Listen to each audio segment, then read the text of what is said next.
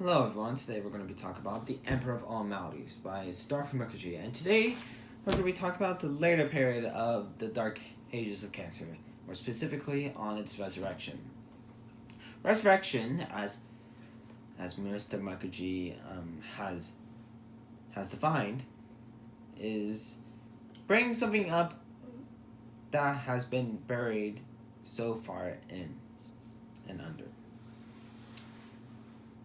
And in which case it's cancer research, and the one who's been tasked on unearthing it and thus its resurrection is a Harvard biologist by name of John Cairns. Cairns has looked statistically and analytically on the data of cancer research over the years, including the exploits of Frey and Frerick from the NCI and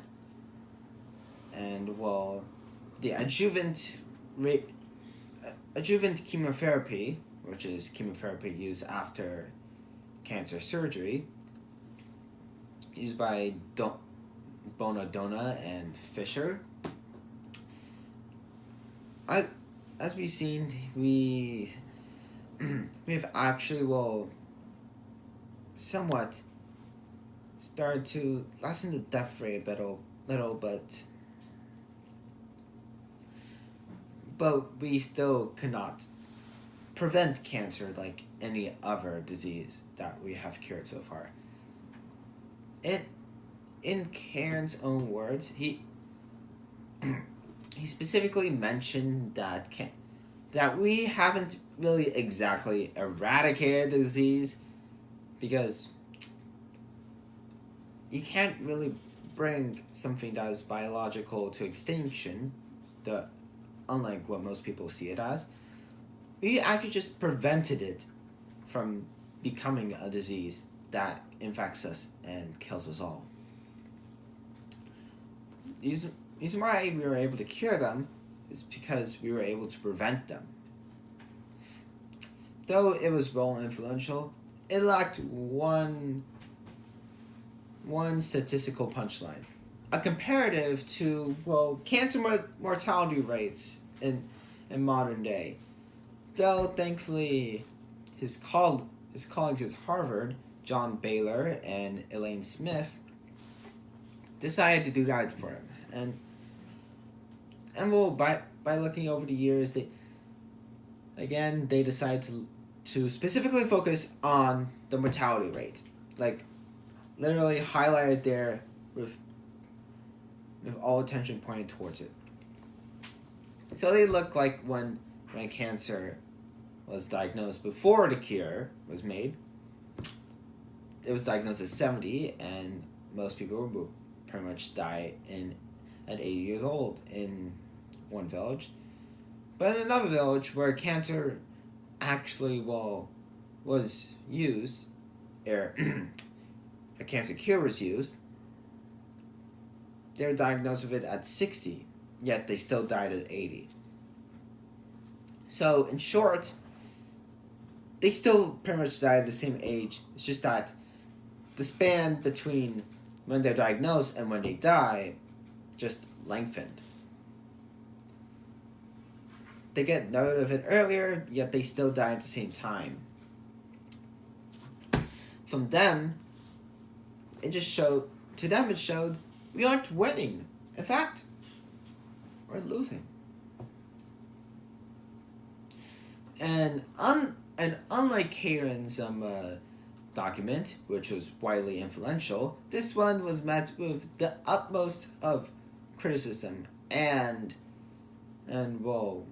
uproar from the whole entire cancer community at the time, calling Baylor and Smith's work to be overly pessimistic and so.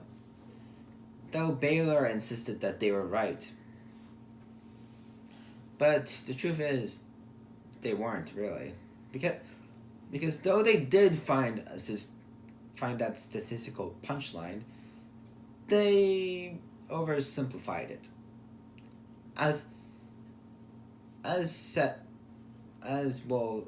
Told later by Lester Breslow, who looked into their work to see whether they're right or not.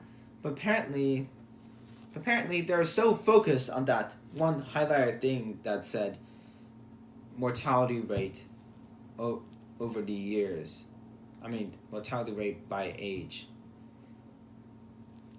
At when they died at 80, they're only so focused on that, they just create their own policy of their own. Like I said before, simplified. Well, oversimplification. So, in order to address this, Breslow decided to come up with an alternative. A 5-year-old boy who has ALL, something that Farber's colleague has cured, was treated with that cure. He was saved the rest of his life up to 70 years old, because the life expectancy at the time was at 70.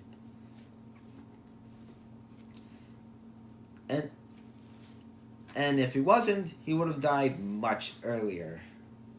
Like probably at 15 or 16. Or maybe even then. So in short, instead of just focusing on when exactly, how old they were when they died, which is like at 80, and doing old people, he did younger people, and how many lives and how many years they have saved for those people, to see how much they lived longer. So therefore, instead of focusing on, oh hey, there's this old guy that just died at 80, well, a bunch of old guys died at 80, even though they're diagnosed at 70 or 60. They decided to focus on well, there's this 5-year-old kid who would have died, like, literally right there if he wasn't treated with cancer.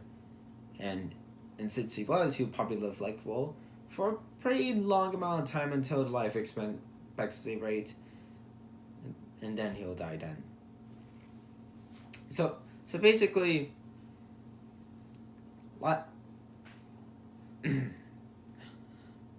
years saved by the cure, instead of, well, how old you're probably going to be when you die after you're diagnosed. And that ends my reading. So, what did you learn the most? What did you learn in this? I basically just learned how people study things a bit analytically on cancer. Well, how they look through all the years of what they thought of cancer, and so, and then statistically determined if they're still on the winning end of cancer, or against cancer, or on the losing end. Oh, okay, thank you.